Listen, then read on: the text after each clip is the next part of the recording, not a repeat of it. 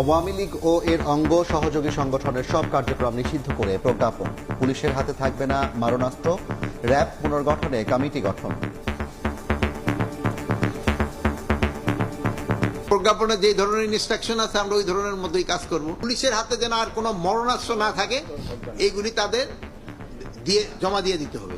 RAB এই পুনর্গঠন কিভাবে হবে এই জন্য আমরা একটা কমিটি করে দিয়ে দিচ্ছি।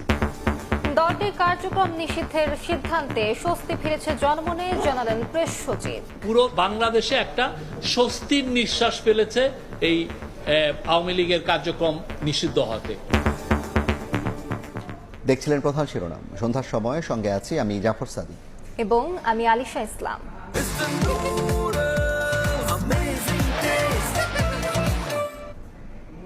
এবার অন্যান্য শীর্ষ সংবাদ।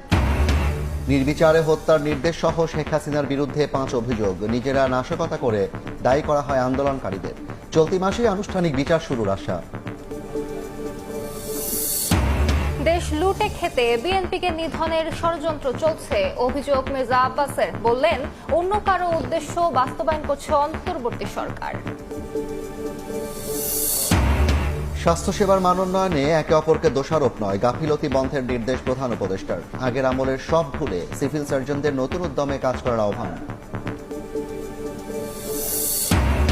দুবাইয়ে সাবেক আইজিপি বেনজির পত্নীর 2টি ফ্ল্যাট জব্দের আদেশ। 15 বছরে বিদ্যুৎ খাতে হরি লুটের অভিযোগ।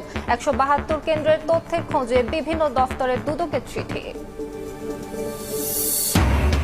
এবং কোরবানির হাটে চাঁদাবাজি রোধে কঠোর অবস্থানে সরকার। অভিযোগ পেলে ব্যবস্থার হুঁশিয়ারি উপদেষ্টার। যাত্রী ও পশুবাহী যানবাহনের যাতায়াত নির্বিঘ্ন করতে প্রশাসনকে নির্দেশ।